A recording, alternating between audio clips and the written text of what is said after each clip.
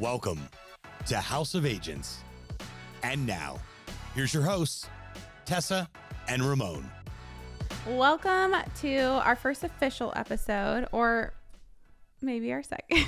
Yeah, well, for everyone's sake, it's just the first one. So at the beginning of this show, obviously, our intention is to bring you guys a ton of value. We'll have lots of different episodes that are like very tactical, like steps of things to do. We'll have some people that are here to just load you up with value. But more than anything, like Ramon and I, obviously some of you guys listening may know one of us more than the other. You may know neither of us. You may know both of us. But regardless, we have a pretty massive network that we've amassed both separately and together, as well as a knowledge base and experience through this real estate world. We've both kind of been on multiple different sides of it. We've been in and around the real estate world for a long time.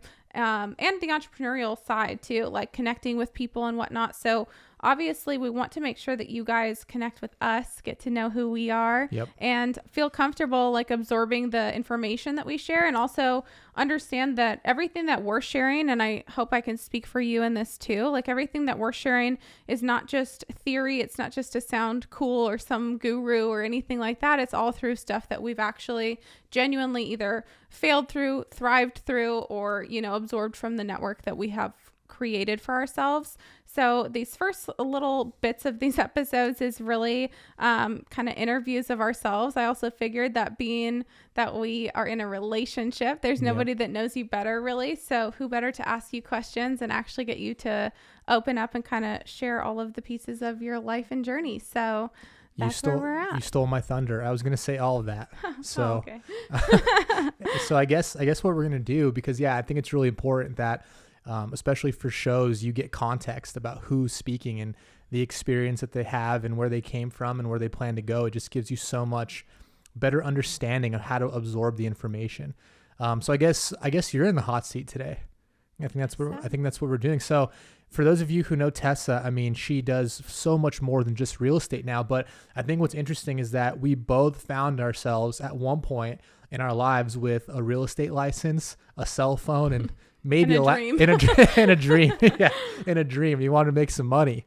At least that was my dream. I was tired of being a broke college kid. So, I don't know how far back you want to go, but I do think that maybe leading up to what was life for you before real estate. I always love to know what people were doing before.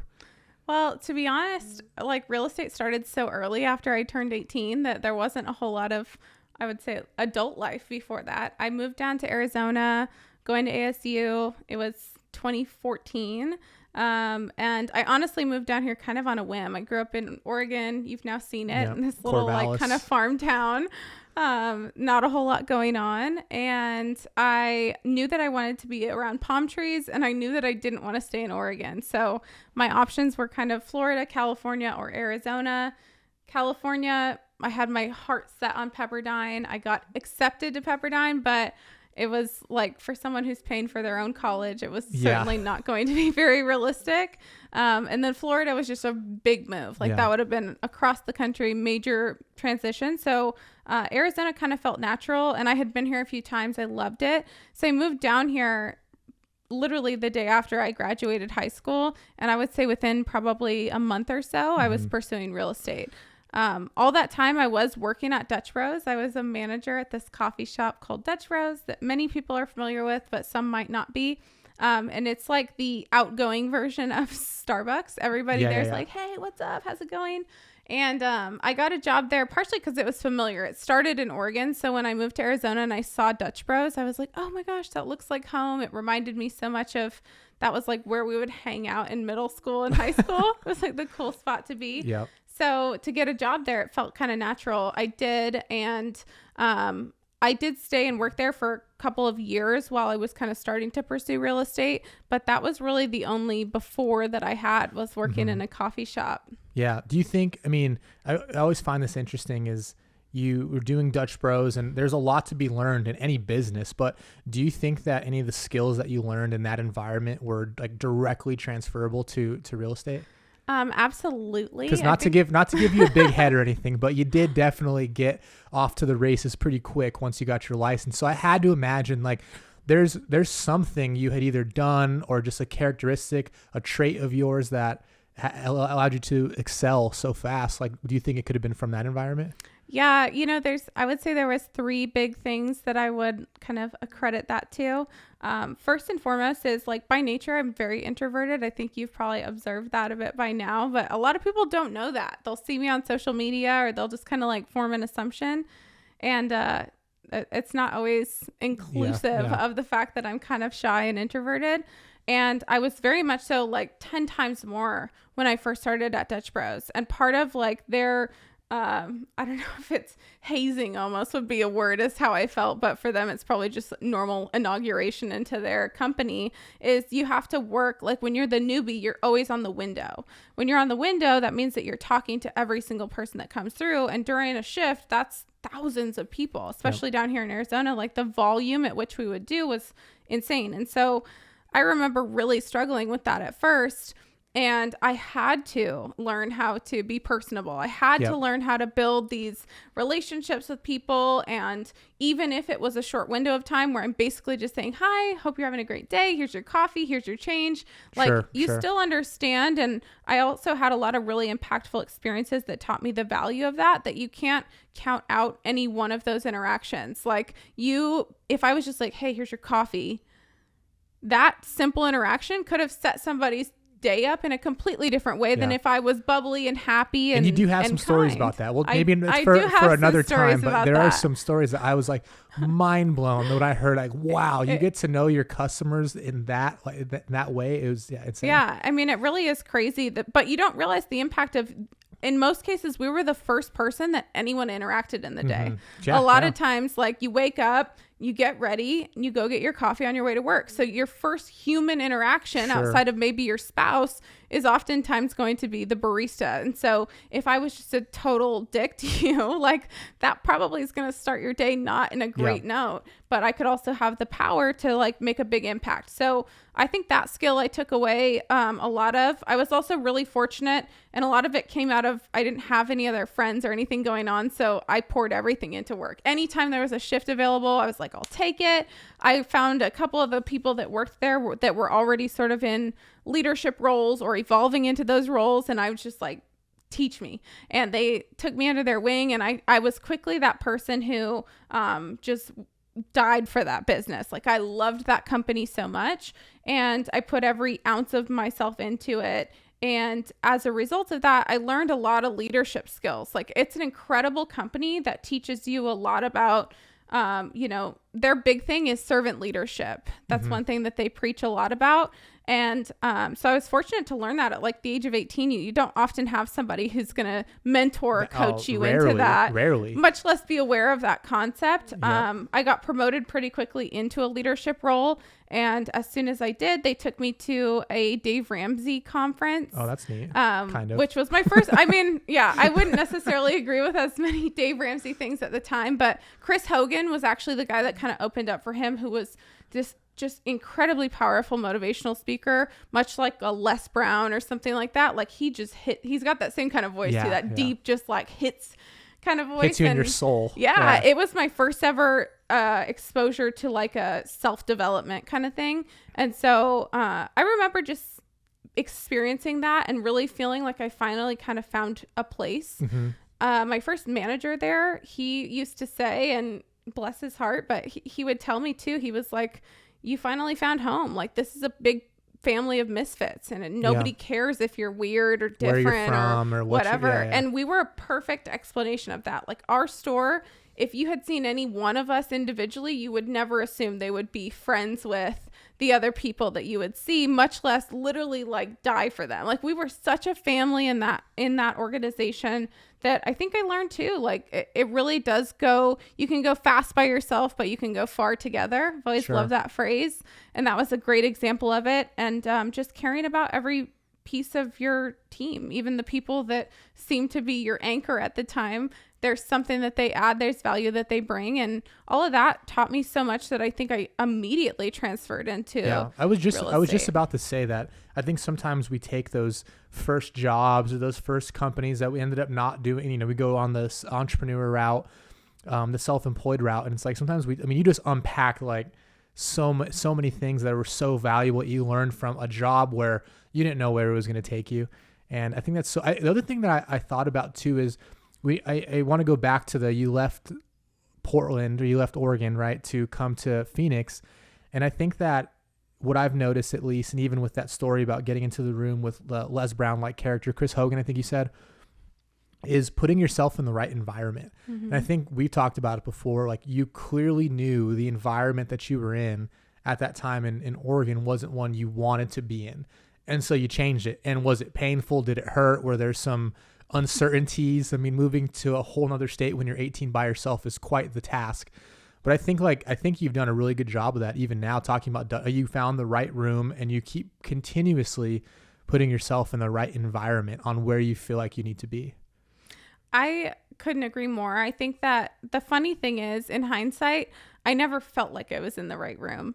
And I know that part of that is my own personal personality and characteristic is I tend to be somebody that always pushes myself. I'm quite a perfectionist and I always feel like I could be doing more. I think that served me really well so far in life. But at the same time, when I look back on it, I look at those scenarios and I remember actively thinking when I first got my promotion, when I first got invited to that summit, that Dave Ramsey summit, things like that. I was obviously excited, grateful, extremely grateful. But at the same time, I was I should be doing more. I should be making more. I should be doing more. Should I get another job? Where does that come from? I honestly, I guess I have never really traced it back to the root. I know that I grew up around a lot of boys. I growing up, my household was 3 brothers and our neighborhood kids were all boys. And so we were always in heavy competition, whether it was sports or activities, or they were always just picking on me and stuff. So I think that was the spark that started my natural competitive spirit. I think that some of it also comes from some trauma that, we don't love to give that silver platter, but at the same time, as much as it hurts to go through any challenges in your life, it also pushes you to be better. And I had a lot of people that hurt me in my life, whether it was friends, family, or relationships. It challenged me to, in the moment, it hurt a lot and it cuts deep into your soul. There are things and moments that you will never forget, but it also does elevate you to another level. And I think you never get to those. They always say new levels bring new devils. I think that those new devils come with some of the pain that brings you to that point where you start to push yourself closer to, greatness. And then also, I would say it's a bit of an addiction. As you push yourself harder, you obviously achieve better results. As you achieve better results, you're damn, I can really kind of do everything. I can do anything. Sure. And then it's well, why wouldn't I challenge myself to the biggest, baddest, craziest thing that I can do? Because even if I fall short, I'm miles ahead of everyone else that hasn't even attempted to try. Yeah, it's a great point. And I think you found, the ultimate challenge is here you go. Here's a license that you can literally take as far as you possibly can. And so how did real estate even come into the equation? I don't think from my understanding, it wasn't a part of the initial plan. And so how did that all come about? Yeah. I mean, honestly, there wasn't much of an initial plan other than go to college, get out of Oregon and be around palm trees. It's so funny because I was so motivated by palm trees because in Oregon, I had never seen one. And to think of living somewhere where there are palm trees, I was that's vacation. That means I'm on vacation every day. Coming from New Mexico too, you see people posting pictures. It could be in a really bad neighborhood. It didn't matter. It's the fact of the palm trees. It's a symbol of I'm living the life. Yeah. So that was certainly a part of it. But what was your question? Oh, it was how did real estate come into play? Okay. Forgot. Sorry. Yeah. Real estate came about because I was working at Dutch Bros. I had this regular, her name was Maria, and she had a friend, which honestly, this is so wild. I've never actually reflected much on this, but she had a friend of hers. Maria was one of our regulars. She would come multiple times a day, and she was a very unique woman, super different. She was a photographer. She had all these kind of was into some kind of emo goth stuff. It was very unique and different.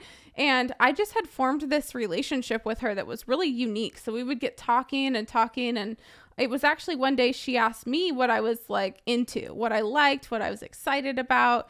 And I remember my first answer was I don't know, I like making coffee and I was in school for computer science and marketing. So I was like, I don't know, maybe something with marketing, but I didn't really know what I was excited about. And she said, okay, next time I come through, which I inevitably knew was going to be tomorrow morning at 5 a.m. I want you to know, like, what's something that excites you? It doesn't have to be your end all be all, but what's something that excites you? And so I was like, okay, I can do that. And sure enough, the next morning she came through and I was like, I love like interior design. I love making beautiful things. I love beautiful houses and, you know, properties that look amazing. And I loved watching HGTV, as silly as it was. Like, I was obsessed with, though I worked crazy hours and went to school and played golf and all this stuff, I didn't have a lot of downtime, much less time to sleep. I always found time to watch these flipping shows because I loved that before and after. I loved to see what you could take of this mess and turn it into something beautiful. I also found it somewhat symbolic because like that happens a lot in life and people and all that kind of stuff. And so I told her, I was like, I love design, like interior design and properties and stuff like that. And she goes, oh, well, my friend Jen owns this design company. They do interior design, some staging, and events. And she's like, I can connect you with her. And so I didn't really know what that meant, but I was like, absolutely. Yeah, let's do it. Yeah. Also, in my Dutch Bros era, I was like, yeah, that's sick. Let's go. Yeah. I can imagine. And so sure enough, she followed through. She set me up with this conversation. I've honestly never told this story. It's kind of crazy that you just asked that, but she set me up to go in and meet with Jen. And I always was one to like kind of prepare for things. And so I put together this whole presentation of what I knew I could do to kind of like elevate their brand. I was in school for marketing, so I used a little bit of that knowledge, but it was mostly like, I know that I will be dedicated to making this brand like my life. So you pitched them, long story short. Essentially, I did without even meaning to. I come in for an interview and I'm like, here's my presentation. Yeah. And so we went through this whole thing and I got hired as their head of marketing and sales, which is a very small company. So I was now over both departments of like the interior design company was the main company. That was the big company there. And then they had kind of made this little segment of that, which was their events management department. And it was only because we had this massive warehouse full of all of this furniture and stuff, some of which somebody decided after it was already purchased for their property, they would say, hey, I don't want this anymore. And so then we had just all of these pieces and we could get them at cost. And so, of course, we had this massive warehouse of stuff. And so it worked out really well to plug into the wedding industry and be able to go and stage corporate events, weddings, like engagement parties, all this kind of stuff. So I then found myself on this side of something I never expected to be a part of. And I really enjoyed it. I got to go and design these things and do the marketing around it and all that kind of stuff. Were you still at Dutch Bros too? I was still at Dutch Bros too. But what this was, essentially, I know this is a very long answer. It was all fueling into, I thought, oh, I'll be a stager. So that was like my first thought process was, I love interior design. I know for that, you need a full different degree. It's like a whole thing that you go into. I had this opportunity in front of me. I kind of had every resource at my fingertips and I was certainly getting the hands-on experience. And so my initial thought process was, I'll just stage houses. And then it turned into, it was right around the time that like Fortune Builders, Than Merrill, all those kind of people were very popular. You were hearing it on the radio, all that kind of stuff. And I was like, I could flip a house. Yeah. I mean, why not? I've watched how many seasons of HGTV? I have a lot of Flip or Flop episodes under my belt. I have a lot of YouTube searching that I've done. I'm a professional interior designer. I always make the joke that I enrolled in the University of Google, but truly, like, I will always preach it till the end of time that you can learn damn near anything you want to learn on Google and YouTube. Yep. Everything is at your fingertips. There's also a lot of wrong information, but if you truly want to pursue something, like the information and the resources are there. There's almost no excuse these days. Like people ask, like people ask for things. It's like, did you not just Google it first before you ask your question? Yeah. Every event, every person's course. I mean, it's so vast. And so there really is no, just have to side note that is like, there's no excuse. That was like 2014, 2015. Yeah.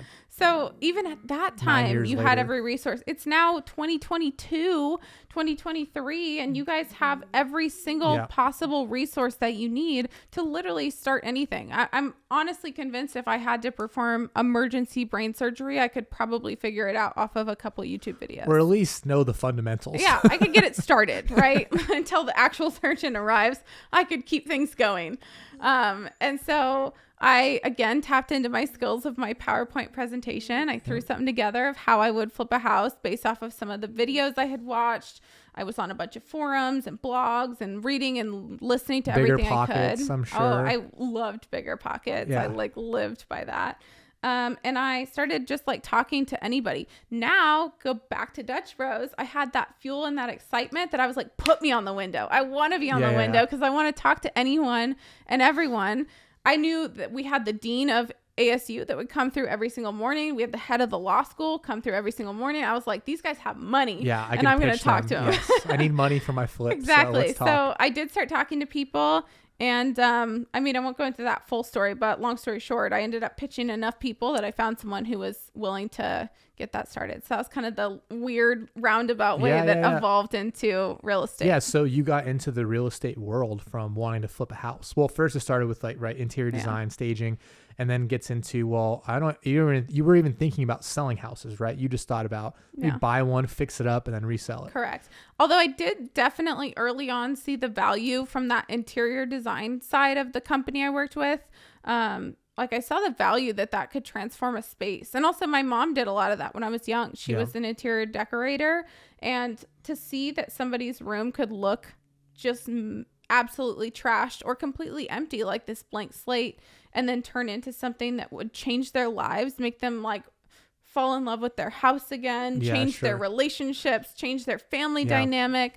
The fact that you can do that with simply, what to other people seems like moving furniture around, like throwing some paint on a wall. It's all seemingly simple stuff, but it really is an art form. And I saw that happen before my eyes. And I think by seeing that, I was like, wow, property is somewhere we spend most of our time. That can change somebody's life. Yeah. If you want to become a better agent, there's only one place to do it, and that is BAMX. Everyone tells you what to do, but BAMX shows you how to do it. Whether it's creating the perfect green screen video, overcoming objections, or creating scroll-stopping captions, BAMX has it. Click the link below and use the code HOA for 10% off your yearly subscription at checkout. Definitely. So not to get too sappy with it, but I did kind of have that emotional tie to it. I was like, that's pretty powerful. Yeah, no, it definitely is. And I think I didn't get to see the inside, but I definitely saw the outside. We were in Central Phoenix. I saw the first flip, so saw the evidence. And so you get into the investing space. You start, I know you did that project. And what happened after that? You flip your first house. I'm sure you learned everything about what not to do in that first flip. And then what happens after that? I did. So I absolutely learned everything that I could in that first flip. I would say in the first 3, I did just about everything wrong that you can possibly do, and yet still came out of them somewhat profitable. Obviously, at that time, you had multiple partners, people you're paying back, things you're paying off. So was it a big cash cow by any means? Absolutely not. But definitely an incredible learning experience, and very fortunate to not have lost money on those. But I rolled over every single dollar of that and every ounce of knowledge into the next one. So that first year did over 20 flips all around the valley too. I would have loved to just zero in on Central Phoenix. That was kind of my heart and passion was there, but it took me all over the valley. There was Mesa, Phoenix. I'll stop you right there. So you said 20 flips in your first year? Yes. 1, 2, 18, 19, 20? Yes. How do you flip 20? I'm kind of curious actually. I would love to know how to flip 20 homes this year. I will say I've always had a very operational mind, and you've probably just on a personal level, you've seen some of how that goes into play. But when I see that something can have a system or a strategy around it, it's very easy for my mind to see steps 1, 2, 3, 4, 5, and then automate, delegate, eliminate all that stuff. My brain's always kind of operated by that naturally. Of course, as I continued to evolve towards actually taking more action in real estate, it became more of an intentional approach. But initially that was kind of what I defaulted to. So you had a license though at that time? No, that first entire year I did not have a license. So you did. Wow. It just, again, there's being in real estate, I mean, I feel like agents have a hard time figuring out how to sell a couple houses in their first year, much less without a license, not going to a quote unquote formal real estate, a formal real estate school, or having an actual education in real estate, flipping 20 houses. Yeah. Fortunately, I was like, I got a part of a lot of groups, which again, funny to imagine now because I can't stand like actively networking and putting myself in these large crowds. But I think when I had such a passion and purpose behind it, and I had such a clear vision of what I wanted to do, that I went to every networking event I could. I put myself in every room. I was a part of every group, forum, online, in person. Like I met up with so many people. I networked so much that truly was the key that cracked the code, because I knew. And also going back to Dutch Bros, I think a lot of it came from that, was when I worked at Dutch Bros and I got into this kind of management role, I would always make the joke. I said, I've got somebody, whether you need your haircut or you need a cow tipped, I've got people that can do whatever you need. Like it was kind of a joke, but there was also a lot of truth to that. I had connected at that point with so many people. I even used the example, I knew the dean of ASU, I knew the head of the law school. Like I knew everyone inside and out. I knew everything about them.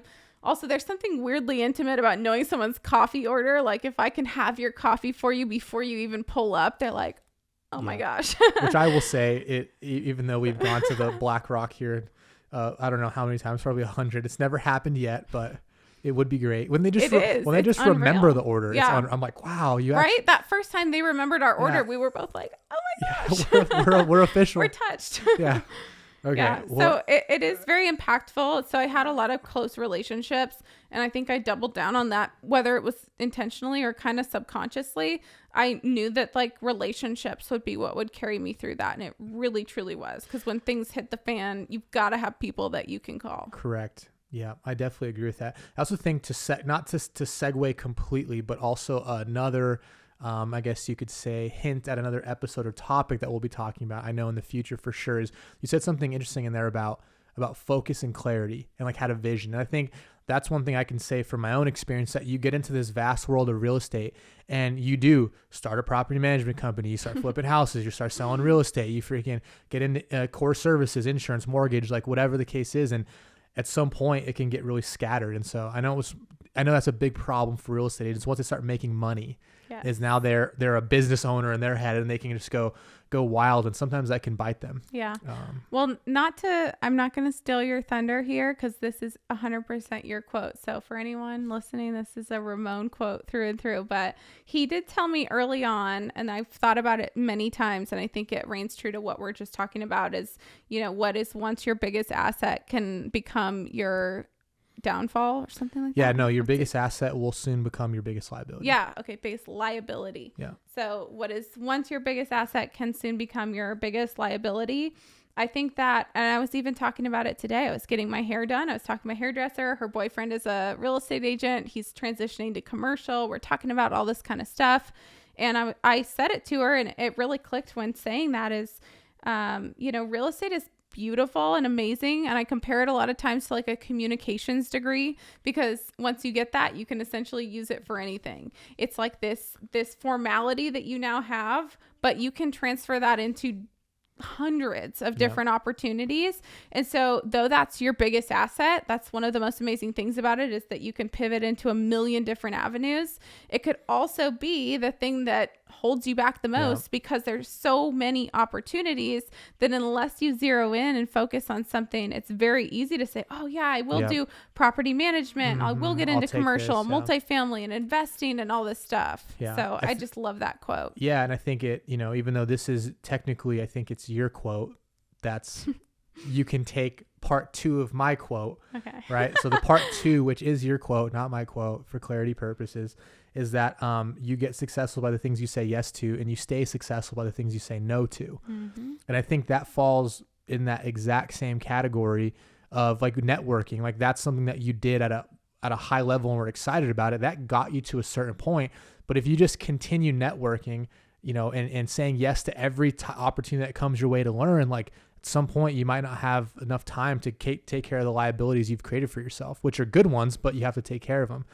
And I think that, again, going back to, I think we're kind of in the same boat right now is where we've both done a ton of that, like more than 10 times more than the average person. But it's still a good thing to do, but you just have to do it with clarity and purpose and knowing why you're doing it. Because before I was just like, yeah, if it had the word real estate in it, I'm showing up.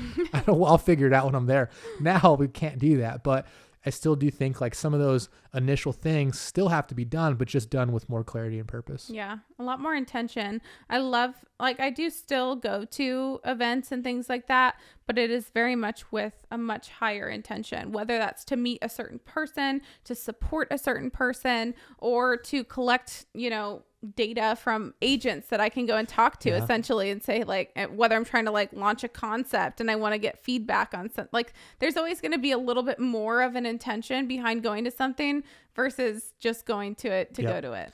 I agree. So let's get back to, you flipped 20 houses and again, I know you got into the resale side. So like talk about how that happened, and then kind of where I think we call it retail or resale, whatever. Resale really took you to a bunch of different avenues. So like, can you give some context to that? Like, how'd that journey go? Yeah. So, I mean, naturally, as you're flipping properties, I mean, you have to list them. And so then you start thinking about, well, oh, I have to pay somebody a commission. So like that thought process is always going to naturally evolve for somebody. And it had already come up many times. I'd been a part of all these groups, all these things. And I finally started to pursue my real estate license. And with that too, I started like the entire time. And I think this also is a big part of why I found some early success in real estate investing was I was always showing up on social media. I documented, and part of it was probably my HGTV obsession, but I was like, oh, social media is just like my version of that. I thought I wanted this reality TV show. I wanted to be on TV. And I thought in the meantime, I can be on Instagram. I can be on Facebook. I can be on all these different social media networks. And so I was documenting everything, like good, bad, ugly, everything in between. I treated it as if I had hundreds of millions of viewers and kind of created my own little version of a show, essentially. And so as that happened, I naturally gained a decent amount of traction from that. And I would get a lot of questions of like, oh, how are you doing this? Like, how are you getting leads? How are you getting new houses to flip? How did you get into this? You know, of course, my age played a factor because people were like, I was just about to say, yeah, the 20-year-old flipping houses. Like, what is going on? So there was a lot of questions and things that would come up. And so it definitely, part of it was a timing thing. But I think a lot of it was I showed up every day. Like I did lives. I was on, as soon as Instagram stories became a thing, I think in 2016, 17, I was on that every single day. Like I did not miss a day, did not miss a beat. I was showing up on social media. And so I think that played a really big factor into kind of like that evolution towards the traditional side. Yeah. But yeah, I got the license, and I definitely initially was for selling personal flips, but then you start to see there's a lot that comes out of just the relationships that you forged already. I will say that in complete honesty, I went into traditional real estate and, you know, in some people's standards, I may have had success in my early years, but to me, I was like, thought it would be much easier than it was. And maybe it was because, you know, at first you're fueling your own deals when you're flipping houses. So it's easy to get something like that. Yeah. So then when you have to go and like pound the pavement and actually go, and although, I mean, I did door knock and stuff for houses when we were flipping. So I had a little bit of that experience, but I certainly did not know what I was about to be up against, to make a cold call, to knock on someone's door, to host an open house, like to do all of those kind of things. It was a lot more challenging than I had anticipated. I have to laugh because fast forward, you literally train people how to do that now. But okay, yeah, it's funny because you do train people how to do all of those things now. And so, you know, when you started getting your license, when you got your license, you were flipping houses still. Did you ever stop flipping houses and just go strictly into the retail side, or were you always an investor first? Yeah, I would say that it was a lot more of a clean break than I intended it to be. The goal in getting the license initially was just to support the investment side. at that time, like the main market I was focused on, being Central Phoenix, made a pretty drastic change. And so it was definitely like you weren't getting a house for $80,000 anymore. Yeah. Like things changed quite a bit. Heavily saturated, houses weren't selling as quickly, you know, so I had to like pay attention to those kind of factors. I also had a lot of attention in the traditional real estate world. People wanted to come to classes I taught. People wanted to learn what was going on. And so I had to kind of pay attention to that. I think that's a really important piece, is always being open to, nimble, and aware of what is changing. Because, you know, whether it's your plan, and again, we may have a full episode on this, like you have, you know, your plan of 6 months, 12 months, 5 years, 10 years of what it's going to look like. If I look back 5 years ago, did I think I'd be in this position at all? No, I probably would laugh at the concept of what is going on in my life now. But you have to remain nimble and able to pivot. And it obviously is going to take you closer to the things that bring success. And so it wasn't intentionally a transition, but it became something that over probably 6 months pretty quickly just went traditional real estate. Of course, anytime an opportunity to flip a property or to get into an investment, whether partially or fully, came about, I took advantage of that, but they became more and more sparse. And, you know, it was a lot more important to me to focus on building a team and focus on the traditional side. For sure. That makes a lot of sense. I think the other thing that is interesting about your story is you wonder, right? How does this person, I mean, you know, the top 1% agents in the country, I mean, it's only like 12 or 15, I think it's like 15 or 16 transactions and above. And you have such a population, just they get their life. I mean, every year people are getting their licenses. They're not successful. Agent education, as you know, is a huge market because people just have a hard time figuring out. And a lot of them do, but more than a lot that do, a lot don't. And so you always wonder, like, how did you become so successful at it and start flipping? I think it really comes back to, like, if you think about your story, there's a fear factor that just, whether that little lever is turned off or that knob is turned off or just turned down. Where did that come? Because I mean, you move across the country, you know, that's a pretty, most 18-year-olds don't do that on their own. You start thinking that you can flip. Most grown adults with savings are worried about flipping a house. Like, they would be terrified. You pitch it to people from your coffee job, like your job serving coffee, like, and then you start doing it. And then in retail, it's like, no wonder you're successful. I mean, I think that's what holds back a lot of agents. They're just scared. Yeah. They're scared to get denied. They're scared for someone to say no. They're scared they think the worst is going to happen, so they don't do anything. Where did that, because I think that fear factor still plays a big fear factor still plays a big factor in your life now, but like, where did that come from? I'm so curious about that. Yeah. Well, I think that, you know, what's interesting is when you don't have much to lose, it's a lot easier to risk it all. Yeah. So like in those beginning stages, I moved down here with nothing more than what I currently had in my bank account. And I drove down in my car that I had packed up, that I had bought through working through high school. Like, so my point in saying that is I didn't have a lot to risk. Like I remember this day so vividly, the day that I got the contract on that first house that I ever flipped, I had negative 36 cents in my bank account. The following weekend, my water got shut off and my power got shut off because I couldn't afford to pay it. And so I remember in those early stages of figuring out what's happening next, I was literally like washing my dishes in the sink with like a gallon jug of water. I would eat like canned beans and stuff. Like, it was certainly not glamorous, but at the same time, I didn't really have any lower to sink. Yeah. So it's like, if this doesn't work, I'm not going to be much lower than I am right now. And so I think when you're at that ground zero, it's like there truly is only up from here. I've always said that I think that the reason why people who start with very little and have been in places that, like, in terms of financially or mentally you never want to be, they're not scared because they already know what the worst that could happen is. They've already felt it. So they're like, well, I got through that. I'm not scared of that. Yeah. But I think people who were born into more fortunate circumstances and maybe have never fallen on those really, really tough times or seen their family fall on those tough times, they're scared to do things because they don't know what it's like to have nothing, right? Yeah. You can get through it, but it's just this fear factor of like, what if? The people who've already been there are like, yeah, I already know what that's all about. Yeah.